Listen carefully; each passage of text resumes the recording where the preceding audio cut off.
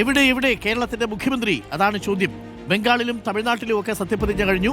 അസമിൽ ഹിമന്ത ബിശ്വ ശർമ്മ സത്യപ്രതിജ്ഞ ഇന്ന് ചെയ്യും. കേരളത്തിൽ ഇന്നുവരെ മുഖ്യമന്ത്രിയെ കണ്ടെത്താനായിട്ടില്ല.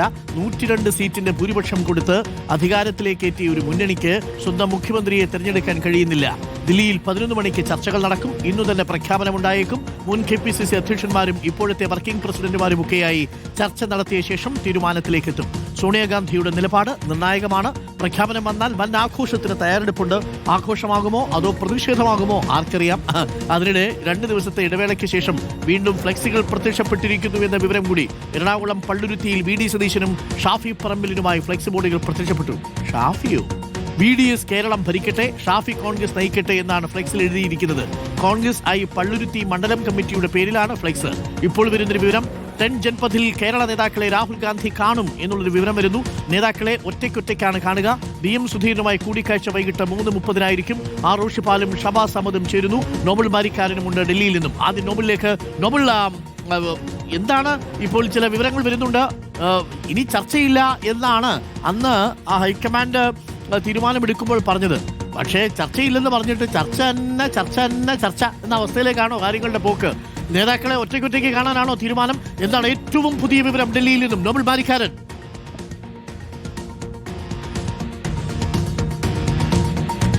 അരുൺ, കേരളത്തിലെ മുഖ്യമന്ത്രി ചർച്ചകൾ ഇന്നിപ്പോൾ 11 മണിക്ക് ആരംഭിക്കും എന്ന വിവരമാണ് വരുന്നത്. 11 മണിക്ക് 10 ജൻപഥിൽ വെച്ച് രാഹുൽ ഗാന്ധി നേതാക്കളെ കാണും എന്ന് അറിയിച്ചിരിക്കുന്നു. പ്രധാനപ്പെട്ട നേതാക്കൾ, അതായത് ഇതിനോടകം തന്നെ കേരള ഹൗസിലാണെങ്കിൽ AP അനിൽകുമാർ, അതോടൊപ്പം തന്നെ PC വിശ്വനാഥ്, MM ഹസൻ, ഒപ്പം തിരുവഞ്ചൂർ രാധാകൃഷ്ണൻ എന്നീ നേതാക്കളുണ്ട്. K സുധാകരൻ അദ്ദേഹത്തിന്റെ MP ഫ്ളാറ്റിലാണ്. ഷാഫി പറമ്പിലും അദ്ദേഹത്തെ MP ഫ്ളാറ്റിലുണ്ട്. അതോടൊപ്പം തന്നെ അല്പസമയത്തിന് തന്നെ K മുരളീധരൻ ഇങ്ങോട്ട് ദില്ലിയിലേക്ക് എത്തും എന്നാണ് വിവരം ഉള്ളത്. അദ്ദേഹത്തിന്റെ ഫ്ലൈറ്റ് 11 മണിക്ക് 10 മണിക്ക് ലാൻഡ് ചെയ്യും എന്ന് അറിയാൻ കഴിയുന്നു. അതിനുശേഷം നേതാക്കൾ 11 മണിക്ക് 10 ജൻപഥിൽ എത്തി കൂടിക്കാഴ്ചകൾ ആരംഭിക്കും എന്ന വിവരമാണ് ഇപ്പോൾ ലഭിച്ചിരിക്കുന്നത്.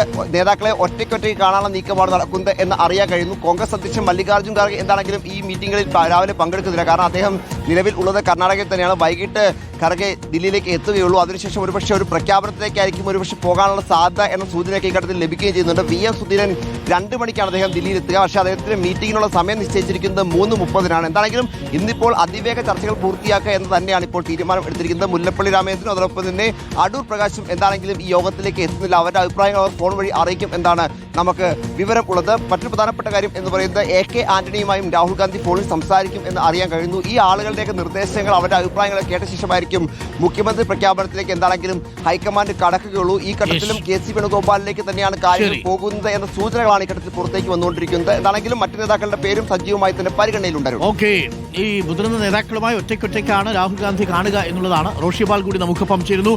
റോഷിപാൽ, ഇന്ന് തന്നെ പുക കാണുമോ? ആരുടെ പുക കാണും എന്നുള്ളതാണ് ഒരു ചോദ്യം. എന്തായാലും വെളുത്ത പുക വന്നാൽ ഒരാൾ, കറുത്ത പുക വന്നാൽ മറ്റൊരാൾ, രണ്ടുപേരുടെയും പുക വന്നാൽ മൂന്നാമതൊരാൾ എന്നുള്ളതാണ്. ഇന്നിപ്പോൾ ഡൽഹിയിൽ എത്തിയിരിക്കുന്ന നേതാക്കളുമായി ഒറ്റയ്ക്കൊറ്റയ്ക്കുള്ള കൂടിക്കാഴ്ചയ്ക്കാണ് തീരുമാനമെന്നറിയുന്നു. ചർച്ച അല്ലേ റോഷി?